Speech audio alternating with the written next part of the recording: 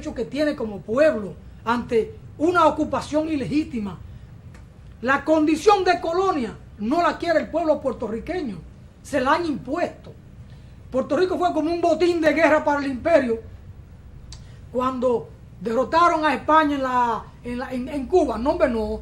Ya Máximo Gómez había derrotado al imperio español y los yanquis intervienen allí, hunden su propio barco, el Maine, ahí en la bahía de La Habana, para tenerlo como un pretexto de intervenir en esa guerra cubano-española, y entonces intervienen y forzan una negociación con ellos para que le entreguen a Cuba y le entreguen a Puerto Rico y a las Filipinas.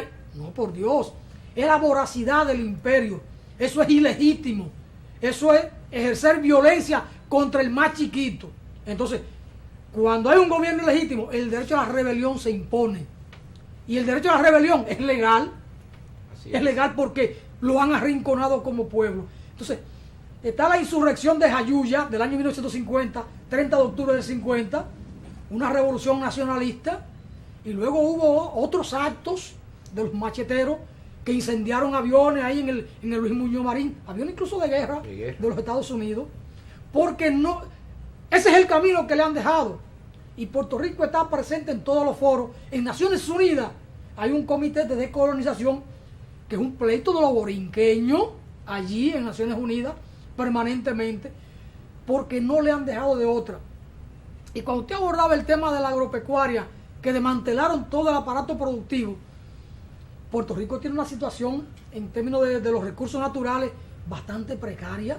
Hoy tienen una resistencia cívica por el tema de las plantas a carbón, que son altamente contaminantes. El pleito que teníamos aquí hace año y medio, 2 años con lo de Punta Catalina, y ese movimiento como que ha mermado, como que se ha puesto muy lento lo de Punta Catalina, porque no solo el contrato de que propicia la corrupción sobrevaluado con más de 1.350 millones de dólares, sino todo el tema de la contaminación, de cómo esto va a impactar a los ecosistemas, no solo del entorno, sino de toda la isla, e incluso los haitianos debían protestar por lo de Punta Catalina, porque de alguna manera una afectación a un sistema montañoso en República Dominicana o a una zona costera en República Dominicana impacta en Haití y viceversa. Entonces, lo de Puerto Rico está ahí, pero también en República Dominicana tenemos nuestro problema. Ahí el tema de Valle Nuevo. Y a mí me sorprende que el padre Rogelio Cruz, a quien aprecio y distingo, pero ha hecho una acción que en vez de apoyar al Ministerio de Medio Ambiente con lo que está haciendo para recuperar, para rescatar a Valle Nuevo como un patrimonio de la nación, que es la madre de las aguas, se haya prestado para ir con los parceleros a sembrar papa y cebolla y cosas de estas en el día de ayer y antes de ayer, cuando se venció el plazo de salir de allí, porque le dieron un plazo de 120 días. Entonces, no. La lucha por los recursos, por preservar los recursos naturales, debe ser con criterio de patria, de amor a la patria. Si luchamos y seguimos luchando en Loma Miranda, hay que luchar en Valle Nuevo. Lo que hay que procurar que no saquen a los campesinos para dejar a los grandes. De ahí hay que sacar a todo el mundo, porque eso hay que preservarlo. Y de esa perspectiva, yo ofrezco mi respaldo al Ministerio de Medio Ambiente y que no eche para atrás, pero que no tenga vaca sagrada ahí, que ahí hay que desarrollar a todo el mundo por igual, a los pequeños y a los grandes, a los que están depredando, porque no solo los grandes depredan. En los haitíes quienes depredaban eran los pequeños, tumbando la foresta para sembrar yautía, y tomaban hoy 50 tareas, y el año que viene 50 tareas más, y van acabando con la fuente de las aguas, y no puede ser. Ahora, a esos campesinos hay que buscarle medio de vida. A los ricos no, porque los ricos tienen dinero. Eso no hay que buscarle nada, y con ellos no hay que negociar nada, simplemente fuera, porque es el interés nacional que se impone. Y ya Hipólito Mejía le entregó 243 millones de pesos a una familia en el año 2004, en el mes de agosto, cuando se le echaba la pava a unos canchanchanes de él. Y ahora salió como abogado de sus canchanchanes. Y así no puede ser. Los asuntos de patria tienen que estar por encima de los intereses particulares. De los intereses particulares. Usted dirá que me digregué un poco porque estábamos con el tema de Puerto Rico. Pero tenía eso ahí como guardado para el padre Rogelio, que no podía, eso no puede ser, no. Entonces quise empalmar una cosa con la otra. Cometió una pifia. Los anuncios aquí no se valen, pero ¿verdad? Uno hace a veces el rejuego para tocar temas que son vitales. Cometió una pifia. Miren, y ahí hay varios empresarios que tienen la mayor cantidad de terrenos ahí cultivados, que son los que deben salir primero. Hay una familia que dijo que ellos tienen 250,000 tareas de tierra, cuando la ley 314 que regula el latifundio en la República Dominicana, el máximo de tenencia que soporta cuando es tierra de séptima calidad son 45,000 tareas. 45,000 tareas. Y cuando es tierra A1, como la de Moca, Tamboril, por ahí, La Vega, Bonao, el máximo son 1,500 tareas de tierra que soporta la ley 314 sobre latifundio. Pero bueno, este es un país así. A propósito de lo de Puerto Rico y lo de la parte ambiental, en Puerto Rico no hay un río que tenga agua limpia. Me dijeron los borinqueños, eso no me lo invento yo. Lo que traje aquí al río en Bonao, a mi casita de Bonao, Yolanda me decía, Yolanda es la esposa de Fernando Quiles, wow, un río de agua limpia. Hace más de 20 años que yo no veía en Puerto Rico un río con agua limpia. O que no ve en Puerto Rico. A nosotros nos quedan algunos todavía. Pero son de las cosas. Don Poncerrate. Pero el Osama es insalvable. Ese río Osama de nosotros es insalvable. Con todos los barrios en su orilla, no hay forma de salvarlo. De ahí hay que seguir desalojando. Desalojando con humanidad, por Con humanidad, supuesto. claro. Tenemos que dar una pausa y concluimos aquí el capítulo Puerto Rico por el día de hoy. Por el día de hoy, así es. Y cuando retornemos, vamos a hablar un poco de Venezuela. Perfecto. ¿Estará Maduro? Yo creo que está goteando. Está goteando Maduro. Si José Manuel te escucha, o Julio Díaz Campuzano, o Vicenta, o Maribel Núñez, que son esas mujeres, son una campeona de la solidaridad con el hermano pueblo de Venezuela. Vamos a la pausa, señor director.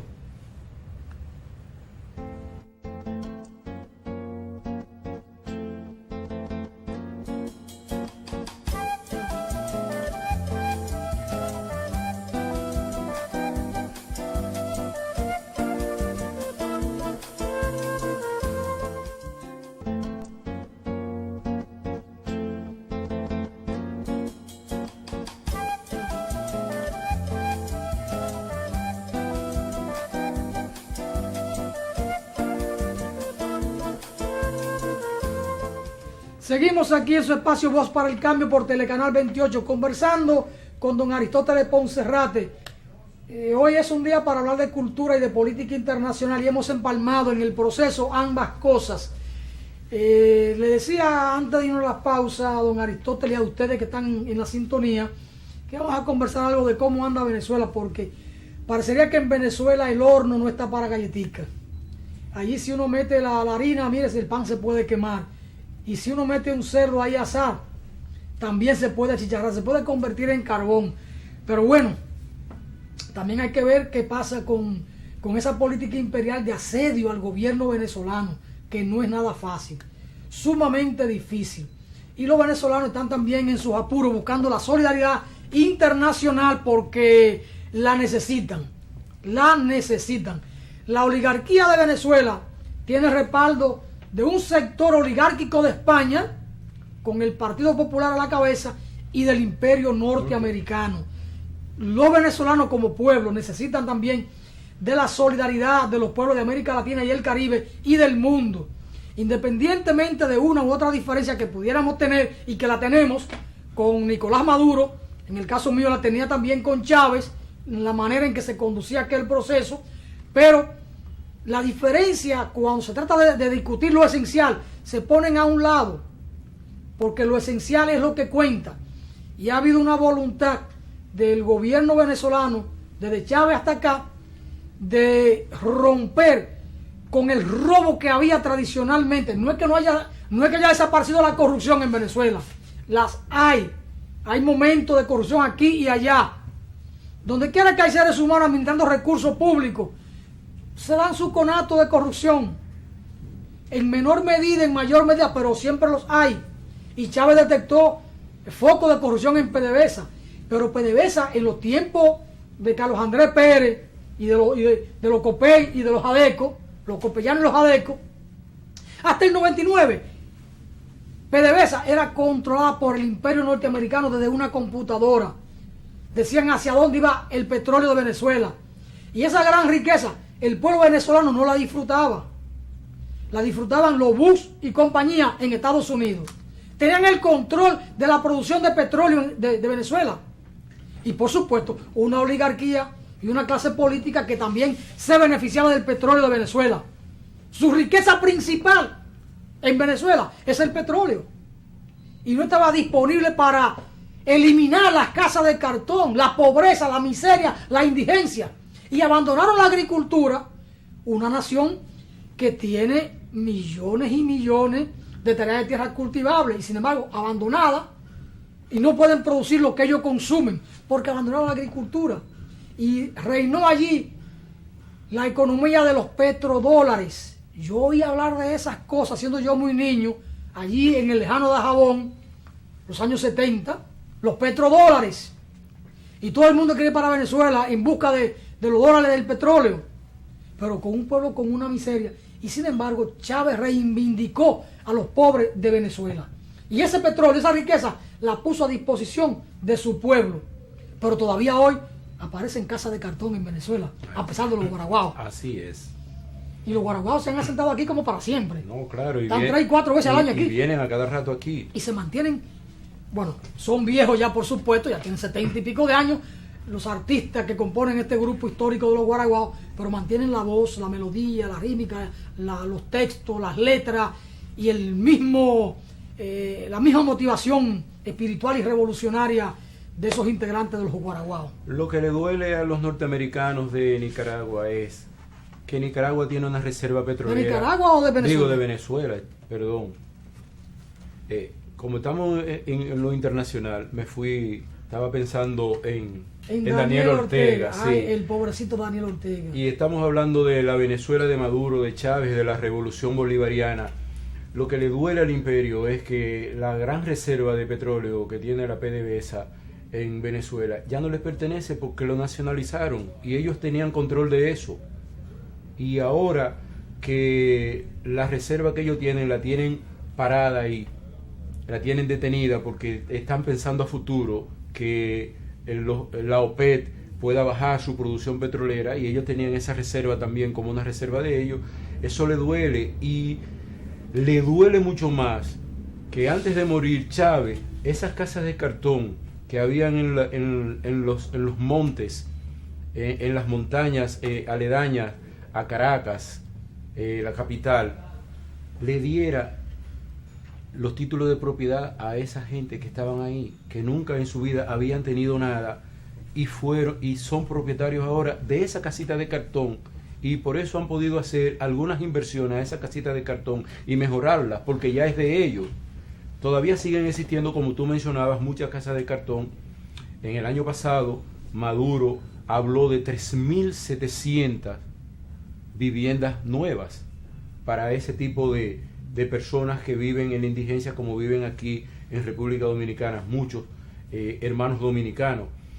Y lo bueno del proceso de la revolución bolivariana de Venezuela es que están haciendo una revolución cultural, y que antes de su muerte Chávez volvió al llano, volvió a los sembradíos, volvió a la cultura llanera, a la cultura popular, a lo que es lo que reafirma la convicción del pueblo venezolano.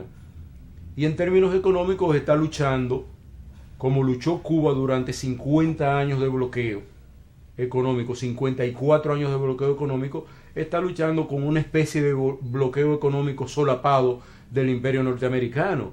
Incluso el imperio norteamericano ha sido tan fuerte que les robó unos fondos que el gobierno de la revolución bolivariana tenía ya. Simplemente le congeló la cuenta y dijo: este dinero nosotros no lo vamos a coger porque no apoyamos la revolución bolivariana, y lo vamos a coger como una, diría yo, como una compensación por habernos quitado el control de la PDVSA en Venezuela. Y a ese nivel está llegando el imperio. El imperio... Son ladrones declarados y nadie puede contra Y ellos. nadie puede contra Nadie ellos. protesta. Entonces, Sancionaron un banco francés con 1.700 millones de dólares porque hizo una transacción con Cuba que llegaba a 150 mil dólares. Así Y el es. gobierno francés no fue capaz de defender a su propio banco. de su propio banco. Y el banco francés pagó los 1.700 millones de dólares de Tranquilito. sanción que le impuso el imperio. Pero bueno, son de las cosas. Vamos a ver una conversación que sostuvimos con Johnny Calle García, un dirigente solidario de Venezuela, y otra con Denis Guedes. A ver cuál tenemos, señor director, adelante.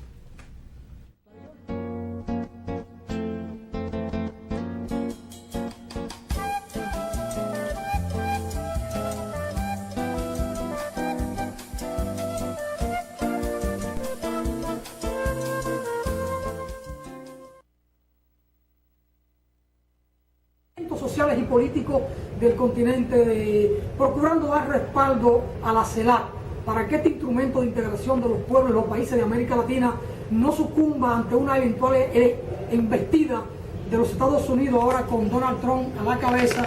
Y entonces delegados de diferentes países de América Latina y el Caribe se han congregado aquí en la Universidad Autónoma para reflexionar sobre los temas fundamentales: la paz, la soberanía, los derechos humanos, la necesidad de la integración y de fortalecer la unidad entre nuestros pueblos para poder dar ese respaldo a la CELAC y que la misma pueda continuar siendo ese ente integrador de América Latina. En esta oportunidad vamos a conversar con Johnny García. Una idea de mostrar lo que ha sido la hoja de ruta que nos dejó el comandante Hugo Chávez Frías en todo lo que tiene que ver con el tema de la integración. Nosotros creemos que es importante que los movimientos sociales hoy eleven su voz desde esta prestigiosa universidad para que quienes están al frente de un organismo creado en el marco de lo que fue las ideas de Bolívar y de Martí, y que Chávez y Fidel la ratificaron, genere pues en nuestro pueblo todo el contenido que tiene que ver con el tema integracionista y que tiene que ver con la soberanía e independencia de nuestro pueblo. Para nosotros los venezolanos creemos que esta es una experiencia única en el mundo, una experiencia que trata en la diversidad. Sin embargo, políticamente hemos venido avanzando en función de tener un continente unido y un continente en paz, que es una de las reflexiones que queremos señalar. Por supuesto, las multifacéticas agresiones que el imperialismo cierne sobre nuestros países generan pues las alarmas en los pueblos en función de su defensa, en función de generar como un hecho real de cada uno de los nosotros. Y por supuesto, apegados a un libreto que desde el imperialismo, que desde los sectores, desde Washington, vienen implementando. Para nosotros creemos que este 2017 hemos comenzado con buen pie. El presidente Nicolás Maduro ha sentado unas líneas estratégicas para ir avanzando en la derrota de lo que hemos denominado la guerra económica. Nosotros hemos venido avanzando en eso.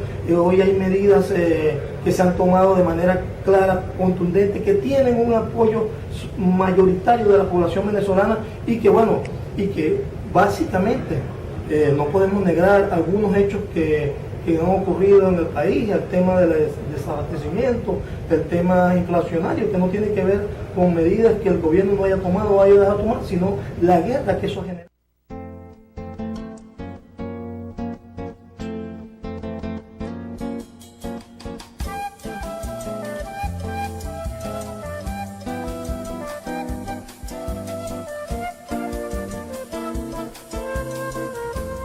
Queríamos una breve opinión de Johnny García Calles, quien es el líder de la solidaridad en Venezuela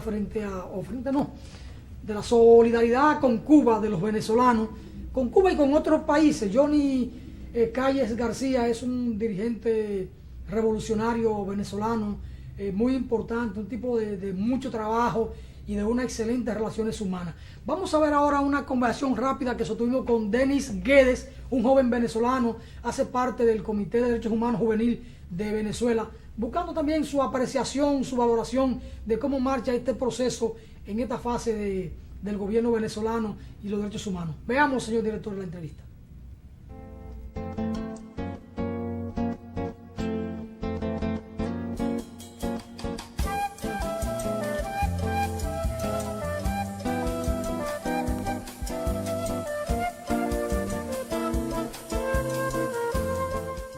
Saludos, seguimos aquí en su espacio Voz para el Cambio, conversando con delegados que asisten al encuentro continental y caribeño de los movimientos sociales y fuerzas políticas en solidaridad con la CELAC, entendiendo la necesidad de fortalecer este mecanismo de integración, de participación de los pueblos de América Latina y el Caribe.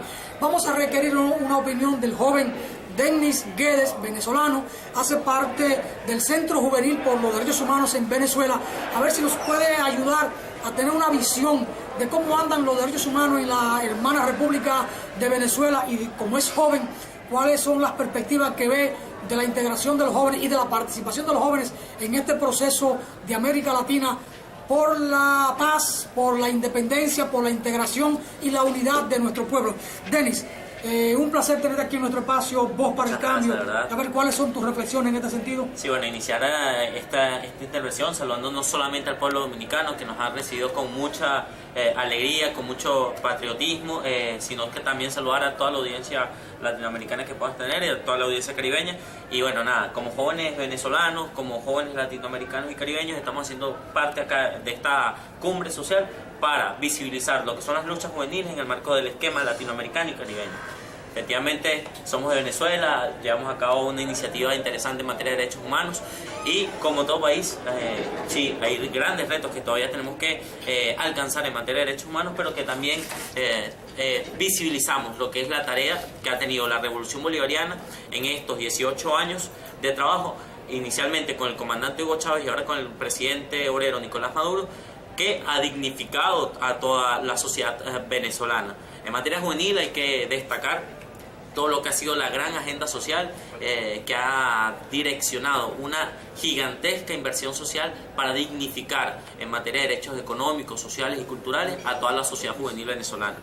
Si bien somos la quinta matrícula universitaria a nivel internacional y hemos obtenido un conjunto de reconocimientos por parte de organismos multilaterales, creo que el mayor logro que ha tenido la juventud venezolana en materia de derechos fundamentales es sentirse visibilizado como un actor protagónico en la democracia venezolana, es decir, que la participación de la juventud venezolana en todo el esquema del juego democrático venezolano es preponderante.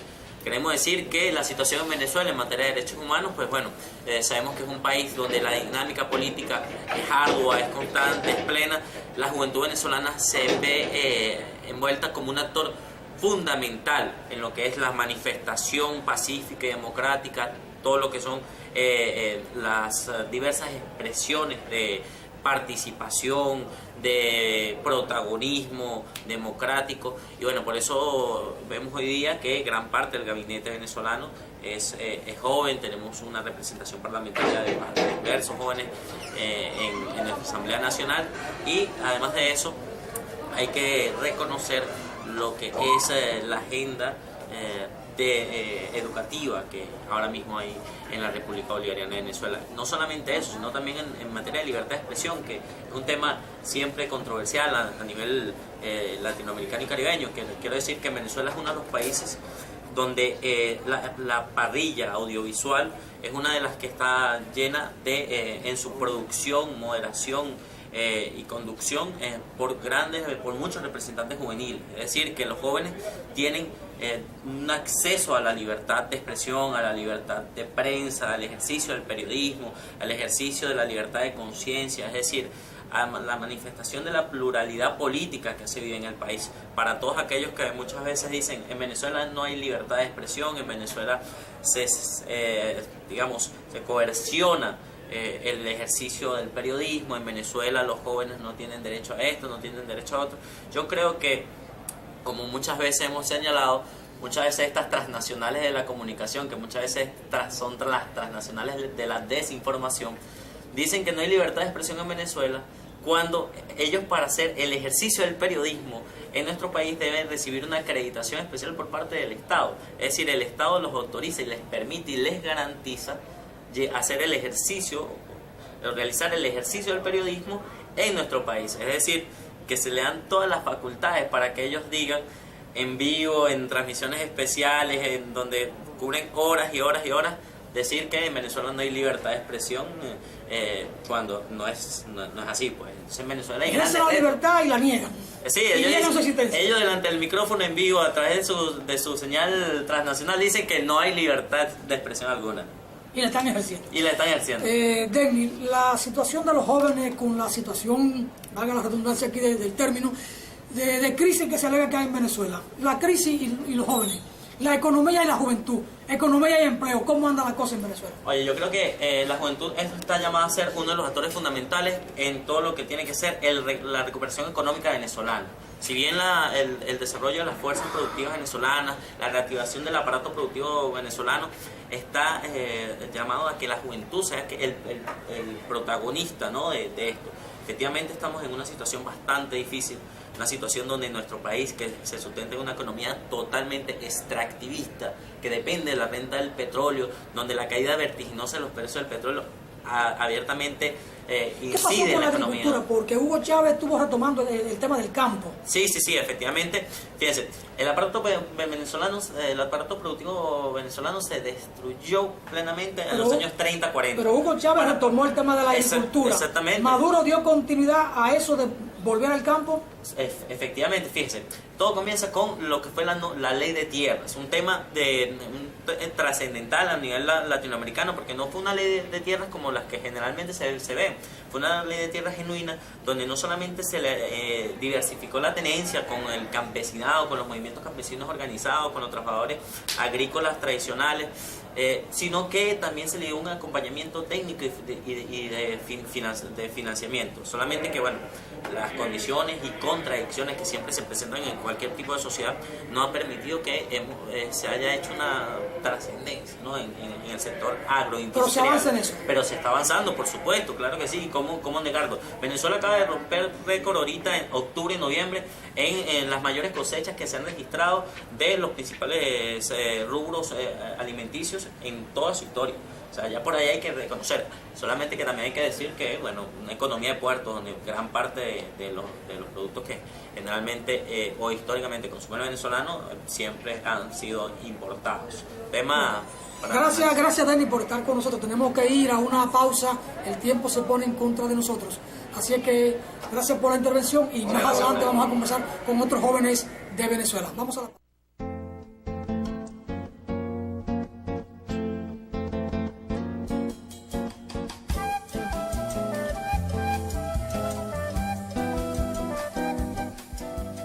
Don Ponserrate, llegamos al final, un programa de lo más movido, de lo más variado, con Wilma, con Johnny Calles y con Denis Guedes, estos dos últimos de Venezuela, Wilma Reverón de Puerto Rico. Hicimos un recorrido bastante interesante por dos países de América Latina viendo estos temas. ¿Qué le parece, don Ponserrate? Excelente. Este programa no tuvo desperdicio hoy, así que... Y usted lo aprovechó hasta para un anuncio. Pero claro. Señores, este sábado, 5 de la tarde, un encuentro con Milagros Rivera y con Maribel Morales de Puerto Rico. Será ahí en la avenida Bolívar, en el movimiento Patria para Todos. Vamos a conversar de lo que está pasando en Puerto Rico hoy en día y de los desafíos que ellos tienen. Ponserrate, muchas gracias por estar con nosotros. Gracias. Y en usted saludamos al pueblo de Dajabón. Así es. Un saludo y a mi a todos hermano, allá. Temístocle Ponserrate Domínguez, Arias Titi. Fresolina Ponserrate Domínguez, los dos mis compañeros de estudio. Así es. Hasta la próxima, mañana nos vemos acá. Gracias, Ponserrate. Gracias.